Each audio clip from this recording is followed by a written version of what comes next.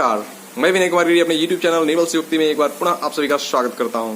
मित्रों, आज हम लोग चर्चा करने वाले हैं महाभारत युद्ध के उपरांत जब पांडवों ने उस युद्ध को जीत लिया, अर्जुन को यह अहंकार हो गया कि वो त्रिलोकी के सबसे बड़े धनुर्धर हैं। अपने इसी अहंकार के कारण उन्होंने भगवान श्री राम का अपमान कर दिया। अब उनके अहंकार को तोड़ने के लिए भगवान श्री कृष्ण ने एक उपाय किया। क्या था वो उपाय? कैसे उन्होंने अर्जुन के अहंकार को तोड़ा? यही आज हमारे वीडियो में चर्चा का विषय रहेगा। तो जो लोग चैनल पर नए हैं, चैनल को सब्सक्राइब कर लें और बेल आइकन को प्रेस कर दें। तो आइए वीडियो को शुरू करते हैं।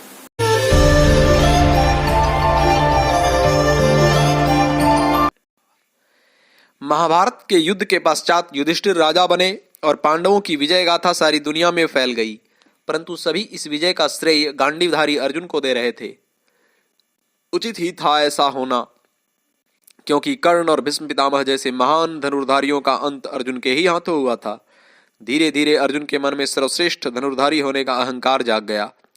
एक बात तय है कि भगवान सबसे पहले अपने भक्त के अहंकार का नाश करते हैं, क्योंकि अहंकार एक अच्छे इंसान को अपवित्र कर देता है। अर्जुन के मन की शुद्धि के लिए भगवान श्री कृष्ण भी व्यवस्था कर चुके थे। एक बार अर्जुन रामेश्वरम से गुजर रहे थे। वहां उन्होंने समुद्र पर पत्थरों से बने श्री राम सेतु को देखा और हंसने लगे। उसी समय वहां उस सेतु के किनारे हनुमान जी ध्यान लगाए बैठे थे। वहां वे श्री कृष्ण की इच्छा से ही आए थे। जब उन्होंने अर्जुन को हंसते हुए देखा तो अर्जुन को पहले अपना परिचय दिया, फिर हंसने का कारण पूछा। अर्जुन ने कहा, हे वानर श्रेष्ठ, मुझे ये बताइए, आपके प्रभु श्री राम तो सबसे बड़े धनुर्धर थे, फिर उन्होंने अपने बाणों से समुद्र में सेतु क्यों नहीं बनाया?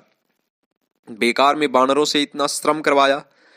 तब हनुमान जी ने कहा, ऐसी बात नहीं है। बाणों से सेतु का निर्माण तो हमारे प्रभु श्री राम भी कर सकते थे, परंतु वानर सेना में अंगद, सुग्रीव और जामवंत जैसे बलशाली योद्धा थे और मैं भी था। इतनी बड़ी सेना का बोझ बाणों का सेतु सहन नहीं कर पाता, इसलिए उन्होंने पत्थर का मजबूत सेतु बनवाया। यह सुन अर्जुन ने कहा, मैं अपने बाणों से इतना विशाल और शक्तिशाली सेतु क्षण भर में बना सकता हूँ, जिस पर चलकर सारी वानर सेना समुद्र को बड़ी सुगमता से पार कर सकती है। हनुमान जी यह सुनकर हंसने लगे। उन्होंने कहा, तुम्हारे बाणों का सेतु तो केवल मेरा ही भार सहन नहीं कर पाएगा। यह सुन अर्जुन तिलमिला गए। उन्होंने कहा, यदि मेरा सेतु आपका भार सहन नहीं कर पाया तो मैं कभी धनुष नहीं उठाऊंगा।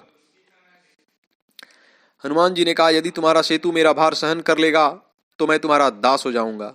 अर्जुन ने धनुष पर बाण चढ़ाया और मंत्र पढ़कर आकाश में छोड़ दिया। देखते ही देखते आकाश से मानो बाणों की वर्षा होने लगी और समुद्र के ऊपर एक सुंदर बाणों का सेतु बनकर तैयार हो गया।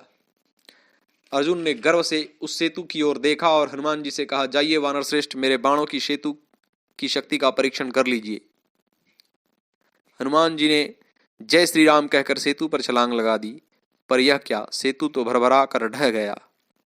अर्जुन स्तब्ध रह गए और अत्यंत लज्जित होकर बोले, मैं हार गया, मुझे सर्वश्रेष्ठ धनुर्धर कहलाने का कोई हक नहीं। हनुमान जी ने कहा, धनुर्धर तो तुम अच्छे हो ही, परंतु अहंकार में इतना बड़ा पाप कर बैठे। अर्जुन ने अचंभित होकर पूछा, कैसा पाप? तब हनुमान जी ने कहा, अर्जुन, तुमने स्वयं को श्री राम से भी श्रेष्ठ धनुर्धर माना, तभी तो मुझे चुनौती दी। यह तो सरासर भगवान राम का अपमान ही कर बैठे।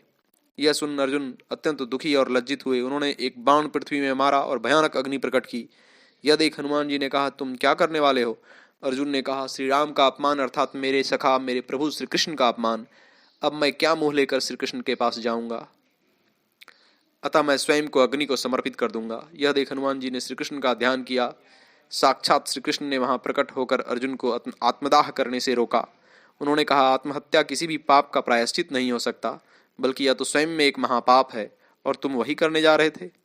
किसी भी अपराध के लिए मनुष्य स्वयं को दंडित करे, यह नियम प्रकृति के विरुद्ध है, अपितु पाप का बोध होने पर सच्चे हृदय से प्रायश्चित करना चाहिए। ओम।